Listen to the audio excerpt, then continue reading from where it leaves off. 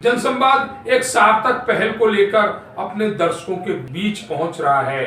जनसंवाद अपने दर्शकों से आग्रह करता है, निवेदन करता है, अगर है आपके पास कोई सच्ची खबर, कोई अच्छी खबर, तो उसे हमारे व्हाट्सएप नंबर पर उस खबर को भेजिए, अपना नाम और अपनी लोकेशन भेजिए। आपके नाम से हम उस खबर को प्रकाशित करेंगे, क्योंकि खबर जन जन तक पहुंचाए, यही है जनसंवाद का वादा।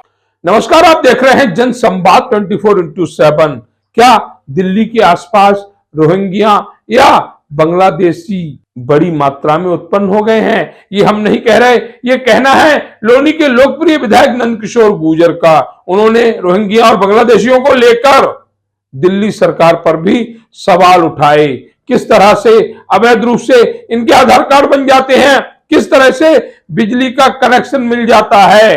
दोषी वह अधिकारी भी हैं जो लोनी में इन रोहिंग्या और बांग्लादेशियों को इस तरह से अवैध रूप से बिजली का कनेक्शन दे रहे हैं। समय समय पर विधायक नंदकिशोर गुर्जर द्वारा इस तरह का अभियान चलाना ये साफ संकेत देता है कि वह लोनी की जनता की सुरक्षा के प्रति कितने सचेत हैं। जहां दूसरे लोग या कहीं अधिकारी हॉट एसी में बैठकर अपना समय गुजार रहे हैं, वहीं विधायक नंदकिशोर गुर्जर ऐसे लोगों की छानबीन करते हुए इन पर सख्त से सख्त कानूनी कार्रवाई की बात कर रहे हैं। इलाका चाहे टीला मोड़ का हो या फिर लोनी क्षेत्र का हो, विधायक नंदकिशोर गुर्जर को इससे कोई मतलब नहीं है। उनके लिए तो सिर्फ मतलब है कि लोनी की जनता सुरक्षित कैसे हो, जिसके लिए वह 24 घंटे कार्य कर रहे हैं। और एक अच्छे विधायक की, अच्छे जनप्रतिनिधि की, अच्छे नेता की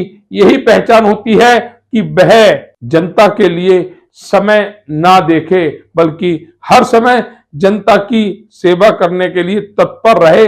और लोनी विधायक नंदकिशोर गुर्जर में ऐसा देखा जा रहा है, जो वह लगातार जनता के हित के प्रति ऐसे रोहिंग्या और बांग्लादेशियों को क्षेत्र से निकलवाने का कार्य कर रहे हैं। यहाँ पर उन्होंने दिल्ली के पूर्व मुख्यमंत्री अरविंद केजरीवाल पर भी सवाल उठाए। किस तरह से 1000 रुपए में आधार कार्ड तैयार हो जाता है, किस तरह से नकली प्रपत्र बन जाते हैं, और जिसके चलते ये रोहिंग्या बांग्लादेशी आराम से लोनी जैसे क्षेत्र में, टीला मोड़ जैसे क्षेत्र में अपना ठिकाना बना लेते हैं। देखिए, यहाँ सभी लोग बांग्लादेशी रोहिंग्या बसे हुए हैं। मैं इस बात को कई बार पकड़वा चुका हूँ, उठा रहा हूँ। दिल्ली में अरविंद केजरीवाल ने देश के साथ गद्दारी करते हुए, देश के साथ धोखा करते हुए, जिस तरह से घुसपैठियों को यहाँ ला करके वोट के लिए बसाया। अब आपने देख लिया कि उनके पास वोटर कार्ड, आधार कार्ड, राशन कार्ड कहाँ का, दिल्ली का, रह रहे हैं यहाँ गाजियाबाद में। मैं लगातार अभी कमिश्नर गाजियाबाद को मैंने मीटिंग में माननीय प्रभारी मंत्री के सामने कहा, अभी तक जू नहीं रेंगी है किसी को भी। देश के साथ गद्दारी कर रहे हैं। बिजली विभाग सब जगह कनेक्शन है। अगर कोई व्यक्ति अपना मकान बनाता है और नियम के साथ लेना चाहता है तो उसको बिना रिश्वत दिए मिल नहीं सकता। अब ये फर्जी कार्ड देखिए, 2 कार्ड है, एक कार्ड यहाँ का बना लिया दिल्ली का, एक बंगाल का है, बांग्लादेश का है। सब फर्जी कार्ड देखिए किस तरह के कार्ड है। तो ये सारी हालात जो देश के अंदर है, ये दिल्ली देश की राजधानी है। दिल्ली के चारों तरफ जितने भी हमारे ऑफिस हैं, सेना मुख्यालय हो चाहे पार्लियामेंट हो, पूरा देश आज 10 करोड़ रोहिंग्या और बांग्लादेशियों के कारण बारूद के ढेर में बैठा। दिल्ली सबसे ज्यादा सेंसिटिव है।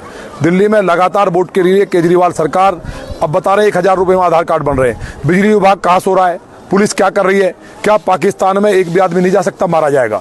हिंदुस्तान में यहाँ बहुत स्ट्रांग देश होने के बाद भी पिछले 10 साल पहले 10 करोड़ लोग बसाए गए, अब भी यदा कदा आ रहे हैं। तो इनको खदेड़ने का काम सरकार को करना चाहिए। मैं बार बार कहता आ रहा हूँ पिछले 10 साल से। और ये पूरा देश के अंदर जिस तरह आसाम पश्चिम बंगाल की सरकार ने किया है, अब दिल्ली पुलिस कर रही है, उसी तरह से चाहे उत्तर प्रदेश की पुलिस हो, चाहे हरियाणा की पुलिस हो, जो आसपास राजस्थान में जो घुसपैठिए देश भर में, आसाम में, मणिपुर में, आसाम से बहुत बड़ी संख्या में बाहर निकाले गए हैं। एक अच्छा काम हुआ है। ये गाय काटने का काम कर रहे हैं, लूटने का काम कर रहे हैं, यहाँ लोगों के घरों में रात में घुस जा रहे हैं। तो ये बलात्कार से लेकर के सारी घटनाएं बढ़ रही हैं। मुझे उम्मीद है कि सरकार कठोर कार्रवाई करेगी। अगर कार्रवाई नहीं करती है, ये बिजली के कनेक्शन आप देखिए ना, किसी को मिलता ही नहीं है, हमें देखा दंग रह गया मैं। तो ये सरकार जो है, लौनी में पहले भी बांग्लादेशी पकड़े गए हैं और यहाँ पर पहले भी आपने आवाज उठाई थी, लेकिन उसके बाद भी अब तक कोई कार्रवाई नहीं। देखिए, बांग्लादेशी पकड़े गए, AK-47 पकड़ी गई और पार्लियामेंट पे हमला करने वाले लौनी पकड़े गए। ये हम लगातार लड़ रहे हैं, हमें खुद जाना पड़ता है। एक पुलिस वाले को हमने फोन किया, अभी कोई नहीं आया। सब पुलिस वाले पैसे खा रहे हैं, मोटा खेल है यहाँ। उसके बाद बिजली विभाग भी यहाँ पैसे खा रहा है।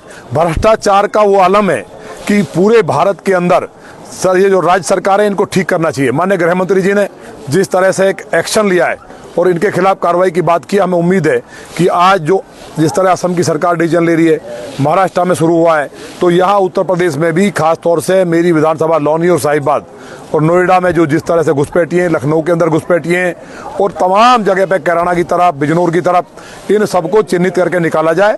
अन्यथा लौनी के लिए पहले हमने खदेड़ा था, फिर लोग कहेंगे कानून हाथ में ले रहे हैं। मैं संवैधानिक पद पे हूँ, पानी सर के ऊपर से गुजर चुका है।